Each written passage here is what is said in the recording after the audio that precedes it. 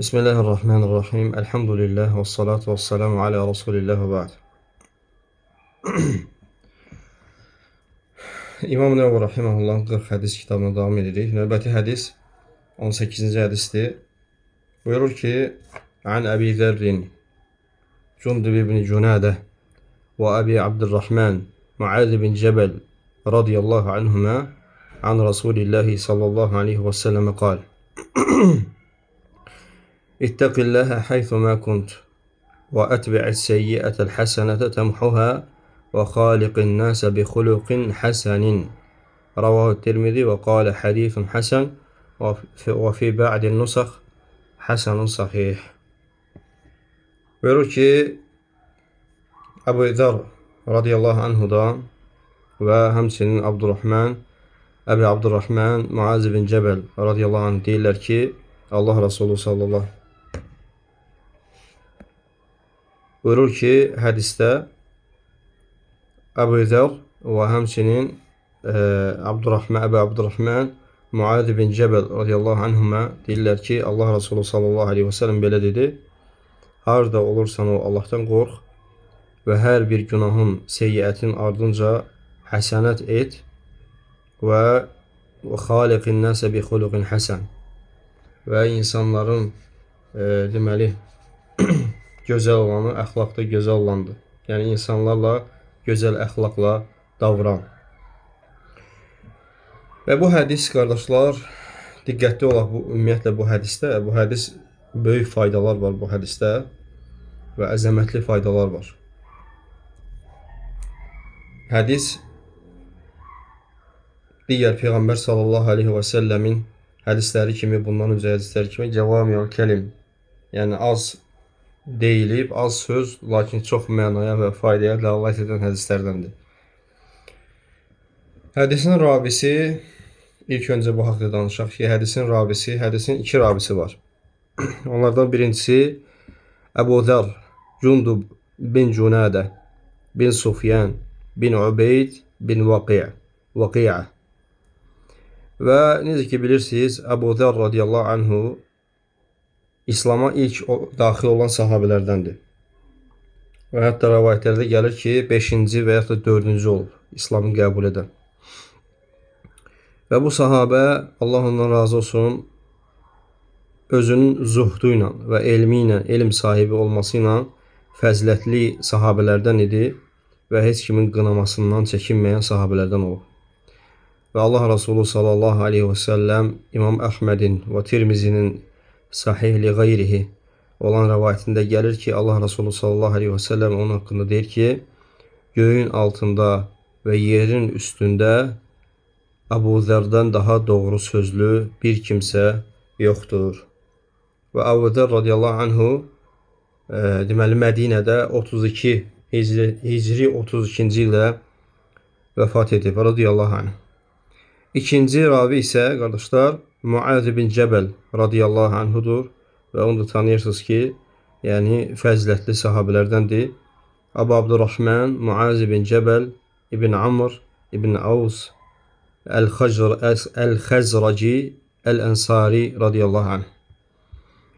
Muaz bin Cəbəl radiyallahu anhu ikinci Aqabə beyyətində iştirak edir və bu beyyətdə iştirak edərkən 20 yaşındaydı.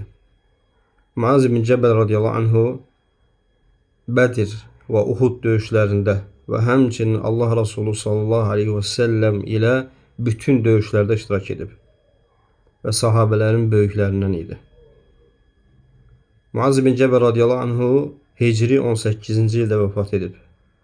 Təxminən 38 və yaxud da 34, bəzi rəvayətlərdə gəlir ki, 34 və ya 38 yaşındaydı. Allah ondan razı olsun. Hədis haqqında, hədisin sihhəti, yəni səhihliyi haqqında bəzi alimlər kəlam ediblər. Yəni bu hədis ixtilaflı hədisdir, qardaşlar. Və İmam Tirmizi rahimehullah bu hədisi həsən olaraq rəvayət edib. Və bəzi nüsxələrdə həsən sahihdir deyir. Və İmam Əhməd və Tirmizi Sufyan əs-Sovridən, Həbib ibn Əbu Thəbitdən, o da Meymun bin Əbi Şəbibdən, deməli o isə Əbu Zərdən rəvayət edib bu hədisi. Lakin elm əhli buyurur ki, Meymun yəni bu hədisi əslən ondan eşitməyib. Yəni bəzi alimlər, elm əhli buna mursal hədis deyirlər. Və başqa yolla hədis yəni gəlibdir. O da Məlikdən və Yahya bin Səiddən, o da Muaz bin Cəbəldən rəvayət eləyir. Və elm əhli buyurur ki, mühəddislər buyurur ki, Yahya deməli Muaz radiyallahu anhudan birbaşa eşitməyib. Və başqa yolla, yəni bu yolda olan gələn hədis nədir? Munqati'dir. Yəni kəsilmiş, isnadı kəsilmiş hədisdir.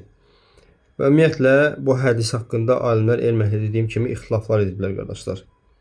İmam Hakim Mustadrakın sahibi hədisi səhihləşdiribdir.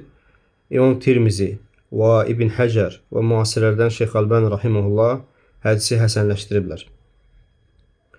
Lakin bunun əksi olaraq Əbu Hatim, Əbu Nuaym, İmam Beyhaqi və İbn Rəcəb isə hədis haqqında deyib ki, yəni bu hədis zəif hədisdir. Vallahu Teala aləm, yəni racih olan görüş odur ki, yəni seçilən, tərcih olunan görüş odur ki, deməli Hafiz bin Həcər radiyallahu rahimehullahın da dediyi kimi həsən hədisdir. Hədis həsən hədisdir. Bəli. Hədisin mənziləsi barəsində qardaşlar, elm əhli bəzi kəlamlar işlədiblər. Və həqiqətən hədis çox əzəmətli hədisdir qardaşlar. Hədis əzəmətli hədisdir. Hafiz ibn Həcər, Hafiz ibn Rəcəb rahimehullah Cəmi'ül Ulum vəl Hikəm əsərində deyir ki, bu hədis Allahın və qulların haqqında ən əzəmətli vəsiyyətdir. Yəni tövsiyədir. Və İbn Həcər Əl-Heytəmi rahimehullah deyir ki, bu hədis şəriət hökmlərinin hamısını əhatə edir. Çünki şəriət hökmləri nədən ibarətdir? Əmr və qadağalardan ibarət. Yəni bundan kənara çıxmır. Və bu hədis 3 şeyi əhatə edir. 3 şeyi. Diqqətli olaq. Hədisi 3 yerə bölsək, elə Peyğəmbər sallallahu aleyhi və səlləm hədisin zahirindən görünür ki, 3 hissəyə ayrılıb. İttəqilləhə haythu mə kunt. Harda olursan ol, Allahdan qorx. Birincisi təqva. İkincisi və ətbi'is seyyiətəl həsənətə təmhuhə. Hər günahdan sonra xeyir əməl etmək və xaliqin nəsə bi xuluqin həsən və insanlarla gözəl əxlaqla davranmaq. Deməli, İbn Həcər Əl-Heytəmi deyir ki, birincisi birbaşa və ya dolayısı yolla Allah Taala'nın haqları ilə bağlıdır. Yəni bu da təqvadır. Hansı ki, səninlə Allah arasında olan əlaqədir. İkincisi, mükəlləfin öz haqları ilə bağlıdır. Yəni sənin öz nəfsinlə olan əlaqədir. Üçüncüsü isə insanların haqları ilə bağlı olan məsələdir. Sənlə insanlar arasında olan əlaqədir. Deməli, hədis 3 hissədən ibarətdir. 3 əlaqəni özündə cəm eləyir qardaşlar. 3 müamilə. Onlardan birincisi Allahla olan müamilədir. İkincisi sənin öz nəfsinlə. Üçüncüsü isə insanlarla olan müamilə. Peyğəmbərimiz sallallahu aleyhi və səlləm buyurur ki, hədisin şərhində, deməli, İttəqilləhə haythu mə kunt. Harda olursan ol, Allahdan qorx. Harda olursan ol, Allahdan qorx. Və hansı məkanda olursan ol və hansı halda olursan ol, İttəqilləhə haythu mə kunt. Yəni harda olursan ol, Allahdan qorx. Yəni bu məqam bizə nəyi izah edir qardaşlar? Muraqabə məqamını. Yəni Allah Taala'nın bizim üzərimizdə nəzarətçi olması məqamını. Yəni harda olursan ol, Allah sənin üzərində muraqibdir. Muraqabə, elm əhli deyir ki, muraqabə nə deməkdir? Yəni qəlbin Rəbbin yaxınlığını dərk etməsidir. Ki, bu da Allahdan həya etməyə gərəkdirir. Deməli, muraqabə nədir? Qəlbin Rəbbin yaxınlığını dərk etməsidir. Allahın görən olduğunu, Allahın sənə nəzarətçi olduğunu bilməsidir, bunu dərk etməsidir. Bu nədir? Muraqabə məqamıdır qardaşlar. Və bu da nəyə gərəkdirir? Gərəkdirir ki, Allahdan həya edəsən. İnsan günahla rastlaşdığı zaman muraqabə məqamını dərk etdikdə o günahlardan uzaqlaşır. Və muraqabənin yoxluğu isə qardaşlar, qəlbin xəstəliyindəndir. Zəiflik ola bilər. Hər hansı bir müsəlmanda günahlar etməsindən dolayı o muraqabənin zəifliyi ola bilər. Ümumiyyətlə olmaması isə, yoxluğu isə qəlbin xəstəliyindəndir. Hansı ki, münafiqlərin vəziyyəti bu cür idi, qardaşlar. Allah subhanahu wa ta'ala Nisa surəsi 108-ci ayədə buyurur ki, يَسْتَخْفُونَ مِنَ النَّاسِ وَلَا يَسْتَخْفُونَ مِنَ اللّٰهِ. Yəni, insanlardan çəkinirlər, Allahın qınamasından isə çəkinmirlər. Allah qorusun. Və həmçinin deməli, qədim şairlərdən birisi Əbul Atahiyyə rahimehullah buyurur ki, gözəl bir misra ilə İzə mə xaləvtəd dəhrə yevmən fələ təqul xaləvtu vələkin qul aliyyə raqibu və lə təhsəbənnəlləhə yəğfəlu sa'ətən və lə ənə mə təxfə aleyhi yəğibu. Buyurur ki, Əbul Atahiyyə, əgər bir gün tənha qalsan, təklikdə qalsan, demə ki, mən tənha qaldım. Əksinədir ki, üzərimdə nəzarətçi var. Güman etmə ki, Allah bir an olsa belə səndən qafil qalar, elə bilmə ki, gizlətdiyin şey ona gizli qalar, yəni xafi qalar. Yəni, burada bizə bu şeir misrasında nə demək istəyir Əbul Atahiyyə rahimehullah? Demək istəyir ki, Allah Taala'nın sənin etdiyin əməllərdən və yaxud da etməyə niyyət etdiyin əməllərdən qafil qalacağını sanma. Və bu da nədir, qardaşlar? Muraqabə məqamıdır. Peyğəmbər sallallahu aleyhi və səlləmin bizlər üçün olan vəsiyyətidir. Təqva vəsiyyəti, qardaşlar, necə ki, Peyğəmbər sallallahu aleyhi və səlləm hədisimizdə elə zikr eləyir. Təqva vəsiyyəti Quran-ı Kərimdə elm əhli buyurur ki, 258 dəfə təkrar olunub. Və ondan 70-i əmr siğasında gəlib. Yəni, təqvanı xatırladır bizə, 258 dəfə təkrar olub, 70-i isə əmr siğasında gəlib. Nə deməkdir əmr siğasında? Yəni, bizlərə əmr eləyib ki, Allahdan qorxun. Və təqva elə bir vəsiyyətdir ki, bizdən əvvəlkilərə və sonrakilərə edilmiş ən əzəmətli vəsiyyətdir, qardaşlar. Allah subhanahu wa ta'ala Nisa surəsinin 131-ci ayəsində buyurur ki, وَلَقَدْ وَصَّيْنَا الَّذ۪ينَ اُوتُوا الْكِتَابَ مِنْ قَبْلِكُمْ وَإِيَّاكُمْ أَنِ اتَّقُوا اللّٰهِ. Sizə və sizdən əvvəlkilərə, hansı ki, اَلَّذ۪ينَ اُوتُوا الْكِتَابَ, sizdən əvvəl kitab verilmişlərə də ən əzəmətli nəsiyyətimiz nə idi? Nəsiyyət etdik. Ən ittəqullah, Allahdan qorxmağı tövsiyə etdik. Bəli. Və təqva fəzilətin, insanın fəzilətli olmasının əsasıdır, qardaşlar. Hansı ki, Hucurat surəsi 13-cü ayədə yenə Allah subhanahu wa ta'ala buyurur ki, İnnə əkraməkum indəllahi ətqakum. Allah qatında ən dəyərliniz, ən hörmətliniz, ən fəzilətliniz, ən kəramətli sahibiniz ondan ən çox qorxanlardır. Və təqvanın tərifi barəsində elm əhli çoxlu təriflər verib. Və bunlardan ən yaxşısı özün ilə xoşlamadığın şey arasında maniyə qoymaqdır, qardaşlar. Soruşdular ki, təqva nədir? Özün ilə xoşlamadığın şey arasında maniyə qoymaqdır. Və təqva necə hasıl olur? Yəni, Allahdan qorxmaq necə hasıl olur? Təqva ancaq əmirləri Allah Taala'nın və Rasulunun əmirlərini yerinə yetirməklə və qadağanlarından çəkinməklə və xəbərləri şəriətdə, Quran və sünnədə olan xəbərləri təsdiq etməklə və şəriətdə gəldiyi kimi ibadət etməklə hasıl olur, qardaşlar.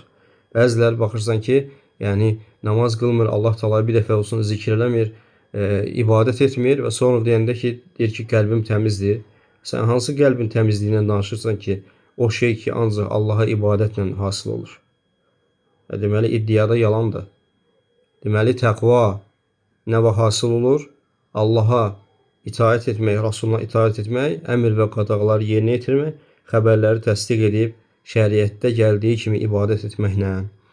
Və təqva haqqında bəzi səhabələrin görüşləri mövcuddur. Hansı ki, onlardan Əbu Hüreyrə radiyallahu anh buyurur ki, hansı əməli ki, Allah sevmir, ondan uzaq dur. Yəni, soruşurlar ki, ey Əbu Hüreyrə, Təqva nədir? Buyurur ki, hansı ki əməli ki Allah Taala sevmir, ondan uzaq dur və hansı əməli ki Allah Taala sevir, tabe ol və əməl et. Həmçinin İbn Abbas radiyallahu anh deyir ki, muttəqilər barəsində muttəqilər, yəni Allahdan qorxan kəslər o kəslərdir ki, Allahdan və onun cəzasından çəkinirlər və onun rəhmətinə ümid edirlər. Bəli. Və həmçinin Ömər bin Abdüləziz buyurur ki, təqva Allahın haramını tərk etmək və fərz etdiyini əda etməkdir. Fərz etdiyini əda etməkdir. Və həmçinin onlardan Ali radiyallahu anh buyurur ki, Ət-təqva əl-xavfu minəl-cəlil vəl-əməlu bit-tənzil vəl-rida bil-qalil vəl-isti'dad li-yevmir-rahil. Buyurur ki, təqva cəlil olan Allahdan qorxmaqdır. Nazil olana əməl etmək, aza qani olmaq, yəni razı olmaq və ölüm üçün hazır olmaqdır. Yəni salih əməlləri çoxaltmaq. Bəli. Və Abdullah bin Məsud radiyallahu anh deyir ki, Ali İmran surəsinin 102-ci ayəsi barəsində.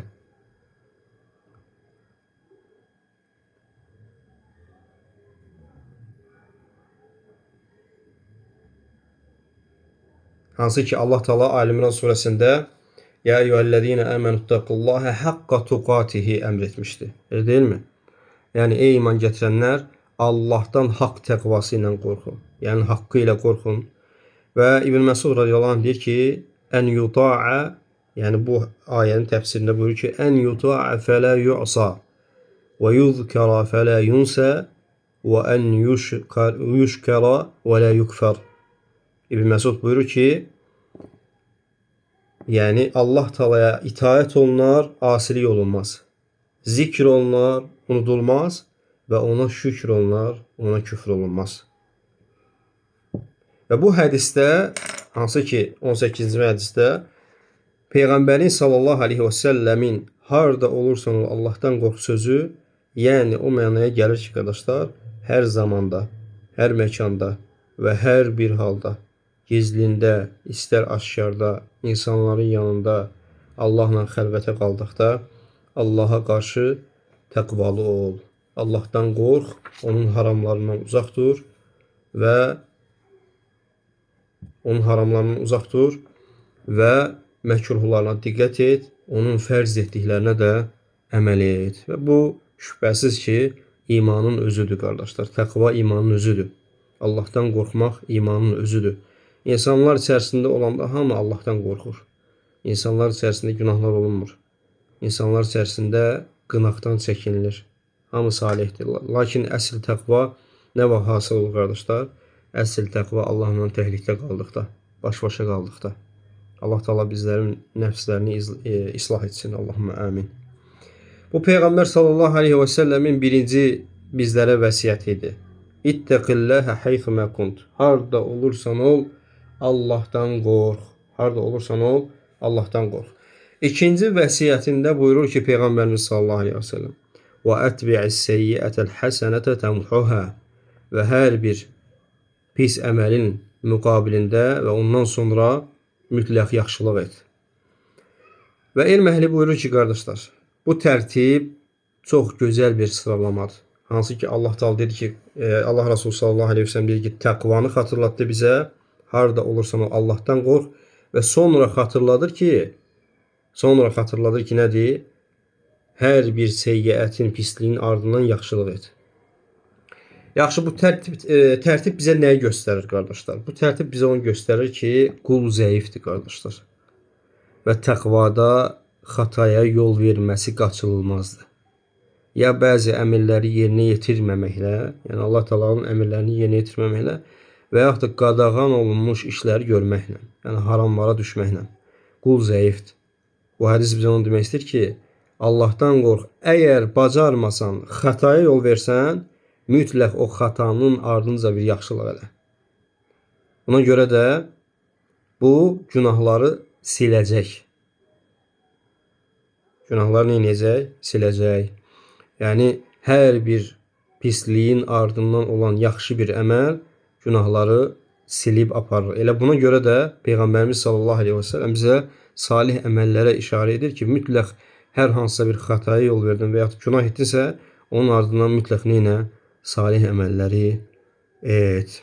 Allah subhanahu wa ta'ala Kur'an-ı Kerimdə buyurur ki, وَأَقِمِ الصَّلَاةَ طَرَفَيِ النَّهَارِ وَزُلَفًا مِنَ اللَّيْلِ إِنَّ الْحَسَنَاتِ يُذْهِبْنَ السَّيِّئَاتِ ذَلِكَ ذِكْرَى لِلذَّاكِرِينَ. Hud surəsi 114-cü ayədə Allah Teala buyurur ki, gündüzün iki tərəfində və gecənin bəzi saatlarında namaz qıl. Həqiqətən yaxşılıqlar pislikləri aparır. Bu xatırlayanlar üçün bir xatırlatmadır. Və fikir versək, elə Allah subhanahu wa ta'alanın ayəti də ona dəlalət edir ki, insan hansısa bir təqvada qüsura yol verdikdə, hansısa bir xəta etdikdə, mütləq o etdiyinin ardınca, günahın ardınca neynəsin? Salih əməl etsin ki, çünki innəl həsənət yudhibnə seyyiət. Həqiqətən həsənətlər, yaxşılıq əməllər pislikləri yuyub aparır. Və bu ayənin nuzul səbəbi haqqında elm əhli buyurur ki, yəni bu ayə niyə görə nazil olub?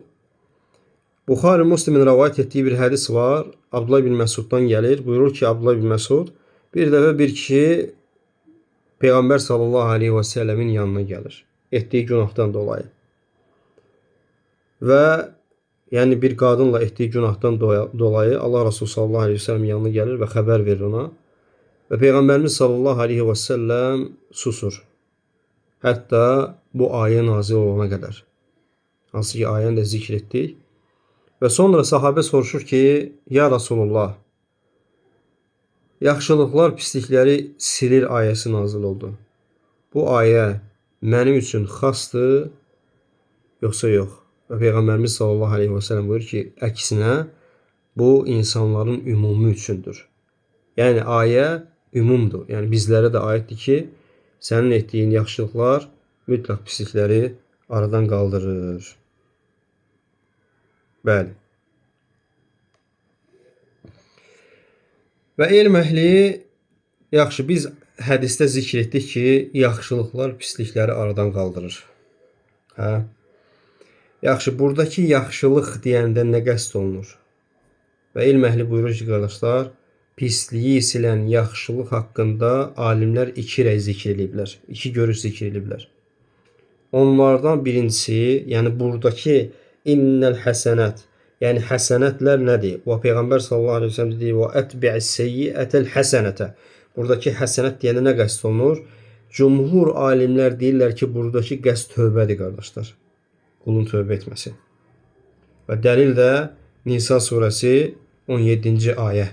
Allah subhanahu wa ta'ala buyurur ki, İnnəmət təvbətu aləllahi lillezine ya'malun su'a bi cehaletin thumma yatubun min qaribin fe ulaike yatubullahu aleyhim ve kanallahu alimen hakima.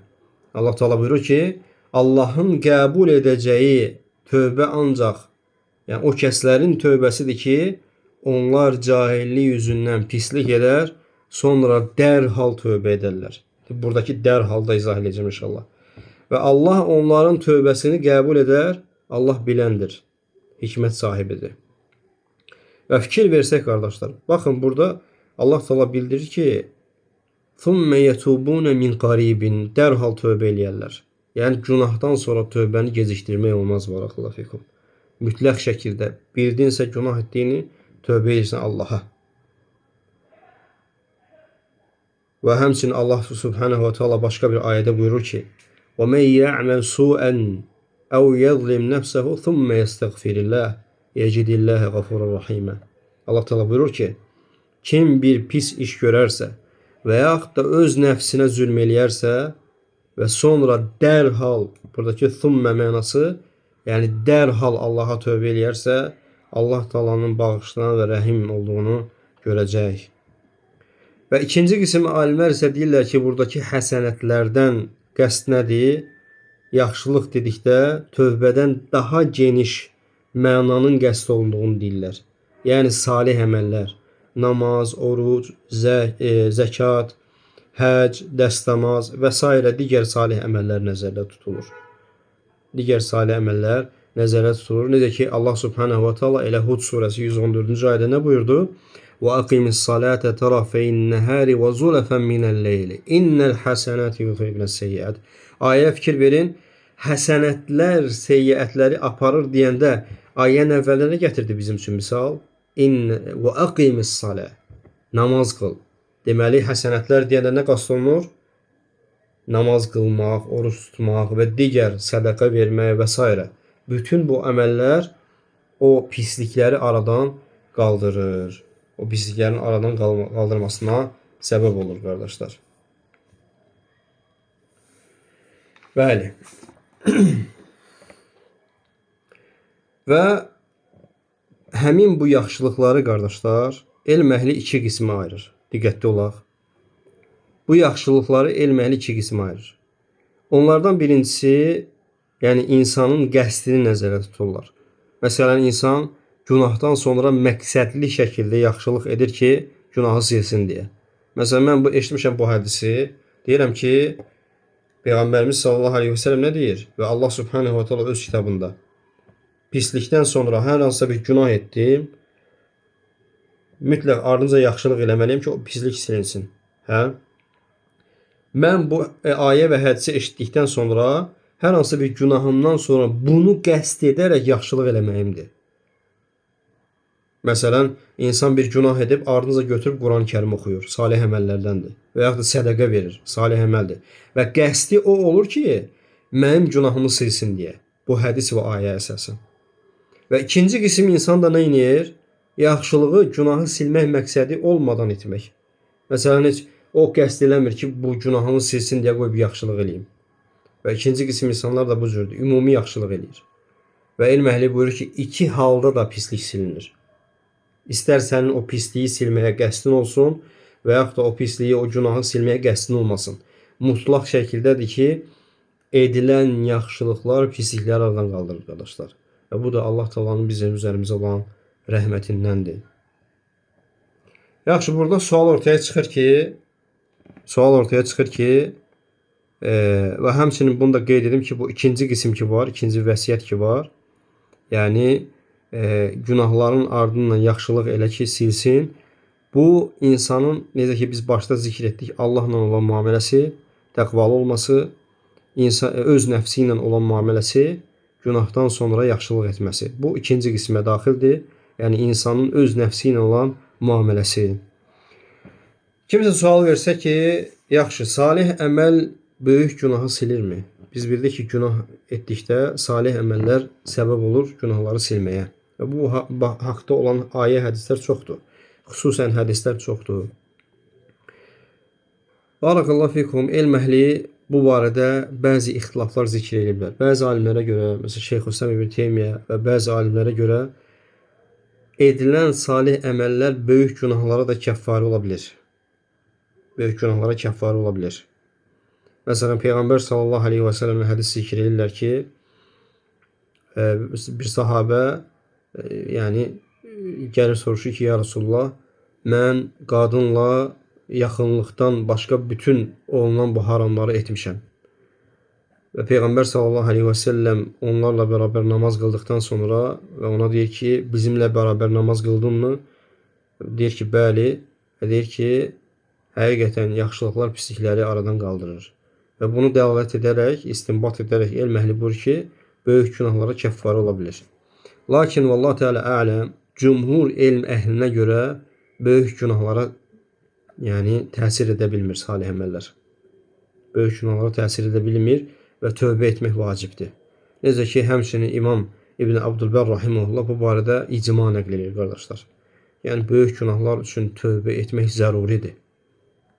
Böyük günahlar üçün tövbə etmək zəruridir. Və tövbəni deməli gecikdirmək olmaz. Tövbədə tələsmək lazımdır.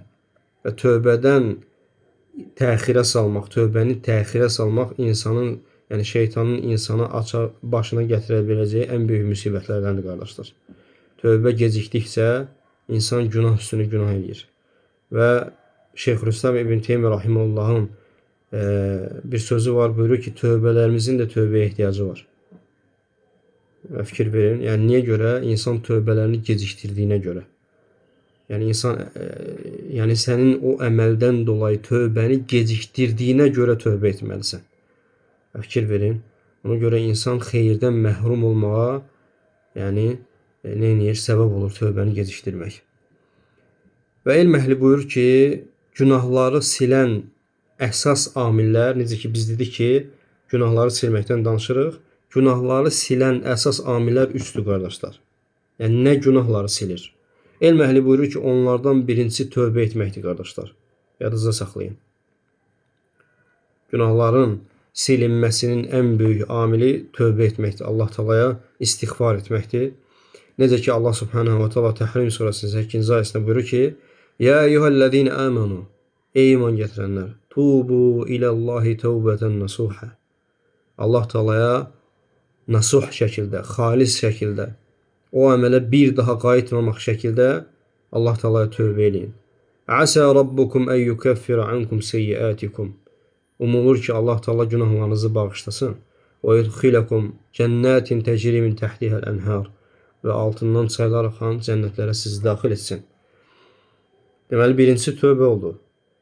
İkincisi günahları silən amillərdən möminə toxunan əziyyətlərdir qardaşlar. Muttefaqun aleyh olan hədisdə Əbu Said el-Xudri radiyallahu anh deyir ki, Peyğəmbər sallallahu aleyhi və səlləm belə buyurdu. Mə yusibul muslimə min nasabin və la vasabin və la həmmin və la huznin və la ədən və la qammin həttə şəvkəti yuşakuha illə kəffərallahu biha min xatayahu. Allah Nəbisi sallallahu aleyhi və səlləm buyurur. Müsəlmana toxunan hər hansı bir yorğunluq, fikir verin subhanallah, xəstəlik, qəm, kədər, inciklik, narahatlıq və hətta ona batan tikan belə Allahın onun səbəbi ilə günahlarını bağışlayar. Yəni Allah Taala onun səbəbi ilə günahlarını bağışlayar. Fikir verin, möminə toxunan o əziyyətlər, müsibətlər ki var, bu da günahlara kəffarə olmağın səbəbidir. Günahların silinməsinin səbəbidir. Və üçüncüsü isə qardaşlar, salih əməlləri artırmaqdır. Namaz, zikir, sədəqə vermək və s. Və insan bəzən kiçik gördüyü əməllər Allah qatında böyük ola bilər. Ona görə Peyğəmbərimiz sallallahu aleyhi və səlləm heç bir əməli təhqir etməməyi bizə tövsiyə edib. Və bəzən görürsən ki, necə ki Allah Resulü sallallahu aleyhi və səlləmlə zikr olunur ki, Peyğəmbərimiz sallallahu aleyhi və səlləm bir gün əlindəki ağacla asaya vurur və yarpaqları tökülür. Və Allah Nəbisi buyurur ki, bir müsəlman, mümin, Subhanallah, Elhamdülillah, Allahu Akbar və la ilahə illallah deməklə günahları bu ağacdan yarpağın töküldüyü kimi tökülər. Fikir verin, sadə bir 3 və ya 4 kəlmə insanın günahlarının silinməsinə kəffarədir. Səbəb olur.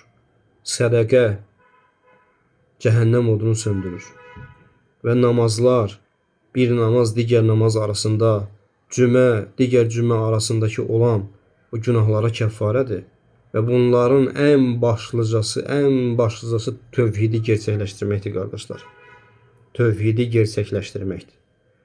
Ənəs bin Məlikin radiyallahu anhu Tirmizinin rəvayət etdiyi hədisdə buyurur ki, Səmi'tu Rasulullah sallallahu aleyhi və səlləmə yəqul.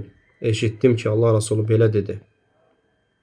Yəbnə Ədəm, innəkə ləv ətəytəni bi qurabil ardı xataya, thumma laqitəni la tuşriku bi şeyən, لَأَتَيْتُكَ بِقُرَابِهَا مَغْفِرَةً.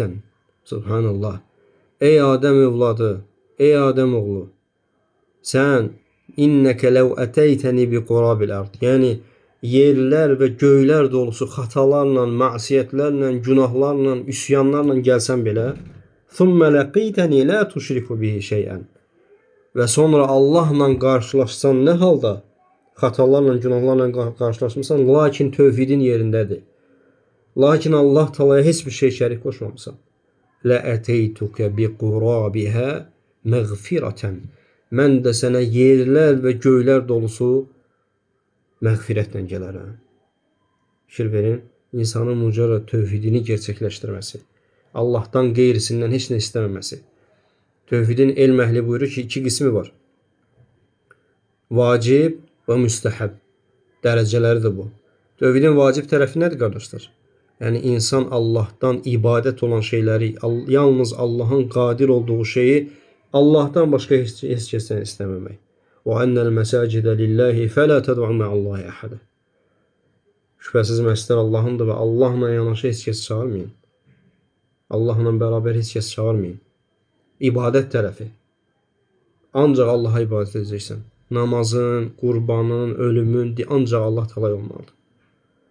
Və ikincisi, bunu Allah bizə vacib edib. Bunsuz tövhid yoxdur qardaşlar. İkinci qismi isə müstəhəb olan, yəni sənin tövhidinin kamil olduğu dərəcədir. Tövhidin kamilləşir nə ilə? Müstəhəbi gerçəkləşdirməklə. Nədir müstəhəb tövhid? Hətta Allahdan qeyrisi. Çünki bizdə şərtlər var ki, şəriətdə bəzi şərtlərlə Allahdan qeyrisindən istəyə bilərsən. Məsələn, diri olmalıdır, sənin istədiyini verməyə qadir olmalıdır, eşidən olmalıdır, yanında olmalıdır, hazır olmalıdır və s. Hətta bunda belə Allahdan qeyrisindən istəməmək insanın tövhidini gerçəkləşdirir, kamilləşdirir qardaşlar. Məsələn, adi bir misal, evdəsən, ev əhlindən belə heç nə istəmirsən. Ancaq Allahdan istəyirsən. Ancaq Allahdan. Peyğəmbər sallallahu aleyhi və səlləmə beyyət edən bəzi səhabələr var idi. Onlar gəlib Allah Rasuluna demişlər ki, ya Rasulullah, sənə beyyət edirik Allahdan başqa heç kimdən heç nə istəməmək şərti ilə. Yəni bu şeylə sənə beyyət edirik. Bunun üzərindən sənə beyyət edirik. Və fikir verin, onları görən sahabələr deyirdilər ki, vallahi onları gördük deyir. Onlar hətta atlarının belində əllərindən, qamçı əllərindən düşürdü. Onlar heç kəsə demədən düşüb özləri götürürdülər. Hətta dünyəvi məsələ icazə olsa belə o tövhidlərini kəmallaşdırırdılar. Kamilləşdir. Allahdan başqa heç nə istəmirdilər. Heç kimdən istəmirdilər. Və bu günlərim görürsən, acə müsəlmanın biraz başının ruzi sıxıntısı, Allah Teala heç birimizi o sıxıntılarla imtihan çəkməsin. Lakin görürsən ki, biraz ruzi sıxıntısı, biraz Allah Teala bunu birazcık sıxan kimi Allahdan başqa qapılar axtarır. Filan kəsə deyim, qoy peşman kəsə, filan kəsin sözü filan kəsə keçir, qoy onu bir dənə vasitə tutun. Qardaş, biraz Allaha yönəlmək lazımdır.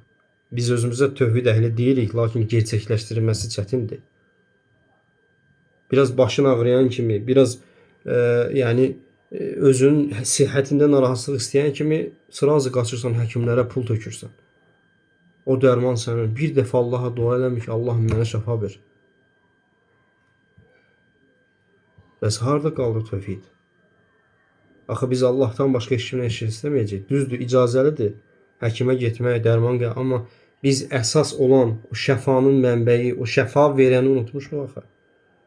Biz o səbəblərə təvəkkül etmişik axı. Xətadır qardaşlar. Ona görə də dedik ki, günahları silən, deməli, əsas amillər üçdür. Onlardan birincisi nə oldu? Tövbə. Allaha tövbə etmək səmimi şəkildə. İkincisi, möminə toxunan əziyyətlərdir. Və üçüncüsü də salih əməlləri artırmaqdır qardaşlar. Salih əməlləri artırmaqdır. Və üçüncü məsələ, üçüncü vəsiyyət insanlarla olan müamilədir qardaşlar. İnsanlarla olan müamilə. Bu da çox mühümdür. Deməli, hədisimiz üç hissədən ibarət oldu. Allahla olan müamilə, insanın öz nəfsi ilə olan müamiləsi və insanlarla olan müamilə. Və xaliqin nəs bi xuluqin həsən. İnsanlarla gözəl əxlaqla davran. Bu nə deməkdir? Yəni, insanlara əziyyət verməmək. İstər sözlə olsun, istər feillə olsun, istər hərəkətlə olsun. Yəni, hər bir şeylə insanlara əziyyət verməkdən çəkinmək lazımdır. Və həmçinin onlardan gələn əziyyətlərə səbr etmək qardaşlar. Şeyxülislam İbn Teymiyyə rahimehullah buyurur ki, Məcmu'l Fətavasında insanlarla müamilədə saadət onlarla Allah üçün müamilə etməkdir. Və bu çox mühümdür. İnsanlara öz nəfsinə görə yox, Allah üçün get. Allah üçün müamilə elə onlarla. Belə ki, onlardan heç nə gözləmə, heç nə umma. Ancaq Allahdan ol. İxlasla onlara yaxşılıq et və Allahdan qorxaraq onlara zülm etməkdən çəkin. Baxın Şeyxülislam İbn Teymiyyanın sözlərinə. Rahimehullah. İnsanlarla müamilədə ixlaslı ol nə deməkdir? Ancaq onlarla müamilədə heç bir şey gözləmə. Onlara yaxşılıq edirsənsə, Allah üçün et. Allah üçün get. Allah üçün etməlisən. Necə ki Allah Teala Quran-Kərimdə nə buyurur? Biz sizi ancaq Allah üçün yedirdirik. Allahın üzü üçün yedirdik. Sizdən heç bir təşəkkür gözləmirik. Sizdən heç bir təşəkkür gözləmirik. İnsanın insanlarla müamiləsi onlara yaxşılığı bu cür olmalıdır, qardaşlar. Və onlara zülm etməkdə çəkinmək lazımdır. Nəyə görə? Allahdan qorxduğuna görə. Allahdan qorxduğuna görə. Və həmçinin İbn Rəcəb rahimehullah Cəmi'ül Ulum vəl Hikəm əsərində buyurur ki, təqva sadəcə insanların bildiyi kimi Allahdan, Allah haqqında deyil, insanların haqqını qorumaqda da belədir. Bununla təqva kamilləşir. Bununla təqva kamilləşir. Yəni sən elə bilmə ki, sadəcə təqva nə deməkdir deyəndə Allahdan qorxmaqdır, yox. İnsanlara zülm etməkdən çəkinmək, insanlara əziyyət verməkdən çəkinməklə təqva kamilləşir, qardaşlar. Elə hədis bizə onu göstərir. Təqvanı nə zaman kamil edəcəksən? Allahın haqlarını ödəyərək, öz nəfsinə qarşı təqvalı olaraq və həmçinin insanlarla gözəl rəftar edərək təqvalı olacaqsan. Təqvanı kamilləşdirəcəksən. Və bu nə ilə olur? İnsanlarla gözəl əxlaqla olur, qardaşlar. Elm əhli buyurur ki, gözəl əxlaqın yaxşı tərifi nədir? Sadəcə bir hədis kifayət edir bizə gözəl əxlaqı tərif etmək üçün, qardaşlar. Əgər istəsən tərif, Allah Resulü sallallahu aleyhi və səlləmin bircə hədisi kifayət edir.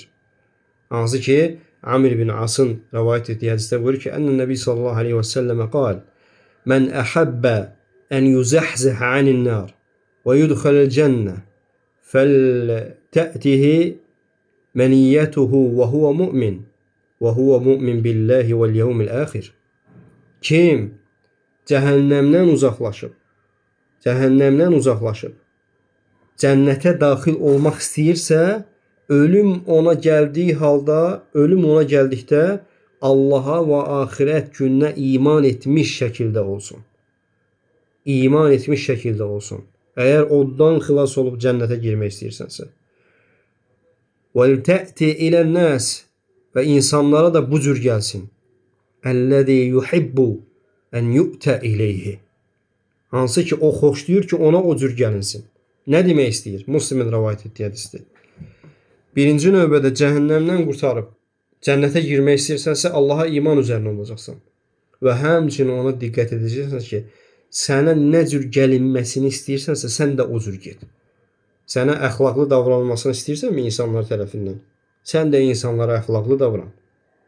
Gözəl, mülayim olmaq istəyirsənsə, sən də eyni ilə o şəkildə davran. Məsələn, misal üçün, yəni insan, məsələn, atasan, deyək ki, evdə, yəni övladların var, atasan və necə münasibət gözləyirsən övladından, eləcə də atana qarşı o cür davran. İnsan öz valideynlərinə qarşı necə davranacaqsa, gələcəkdə də əl-cəza min cinsil əməl. Onun övladları da valideynlərinə qarşı o cür davranacaqlar, qardaşlar. Bu Allah Taala'nın sünnətidir. Nə cür davranırsansa, elə də başına gələcək. Allah Taala bizləri mühafizə etsin. Allahümme amin. Və İbn Sa'di rahimehullah buyurur ki, kim Allahdan qorxarsa və insanlarla gözəl əxlaqla rəftar edərsə, bütün xeyirləri özündə cəm eləyər və insanlara qarşı çalışmaq lazımdır ki, qardaşlar, insanlara qarşı həm mülayim olmaq, həm acı söz söyləməmək, incitməmək və insanlara qarşı bağışlayan olmaq. Onların xətaları nə olursa olsun keçməyi bacarmaq. Necə ki Allah Subhanahu wa Taala buyurur ki, Əraf surəsi 199-cu ayədə Xuzil afva və'mur bil ma'ruf və a'rid anil cahilin.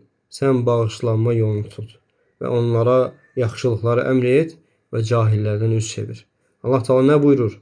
Xuzil afva, bağışlanma yolunu tut. Təəssüflər olsun ki, insanlar bugün, yəni bunun tam əksidir.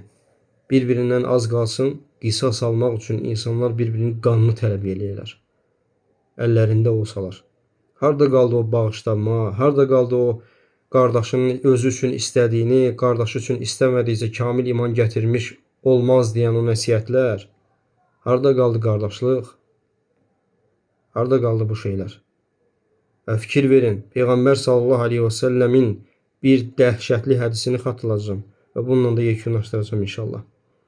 Həqiqətən bu hədis insanı çox qorxudur qardaşlar. İnsanlara qarşı diqqətli olun.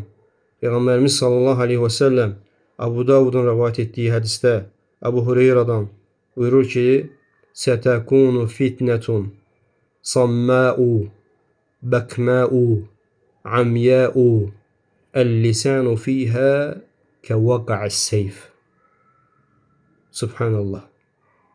Peyğəmbərimiz sallallahu aleyhi və səlləm buyurur ki, kar, lal, kör bir fitnə ortaya çıxacaq. Onda dil qılıncın zərbəsi kimi olacaq. Elm əhli bu hədisi şərh edərkən buyurur ki, vallahi insan bu hədisi mücərrəd olaraq fikirləşsə dəhşətli hədisdir.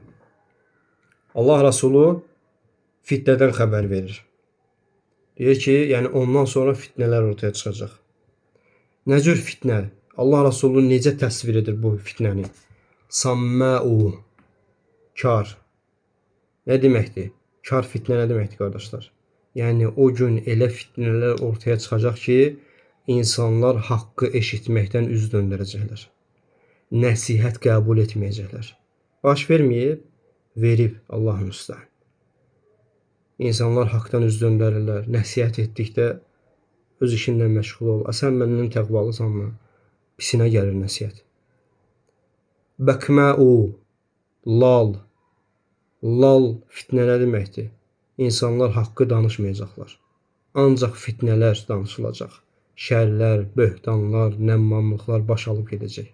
Baş verməyib, verib Allahın üstə. Üçüncüsü, amyə, kör, haqq görülməyəcək. İnsanlar haqqı görməyəcək, ancaq batili görəcəklər. Və batili haqq qiyafəsində görəcəklər. Baş verməyib, verib. Və sonda buyurur ki, "Əl-lisanu fiha kevaqa'is seyf." Yəni dil o vaxtı, həmin fitnələr vaxtı qılıncın zərbəsi kimi kəsəcək. Dil, sadəcə mücərrəd dil. Elm əhli buyurur ki, bu nə deməkdir? İnsanlardan üzr qəbul olunmayacaq. İnsanlara rəhm olunmayacaq. Fikir verin. Bu günlərin hansısa bir qardaşına qarşı xəta edirsən, üzr istədikdə səni bağışlamır, üz döndərir. Az qalsın səndən qisas tələb eləsin buna görə. Başına gələn nəsə müsibət olanda sevinir. Səni təhqir edir, sənə sanki qarşısında duran Allah və Rasulun, Allahın o sizi nemət etdim, qardaş etdim dediyi qardaşı deyil. La havle və la quvvətə illə billah. Həqiqətən bu hədis çox dəhşətli hədisdir qardaşlar. Allah Teala bizləri qorusun hər bir fitnədən, hər bir bəladan, müsibətdən və zikr etdiyimiz bu hədislə bizi faydalandırsın. Allahümmə amin. Velhamdülillahi Rabbil alemin.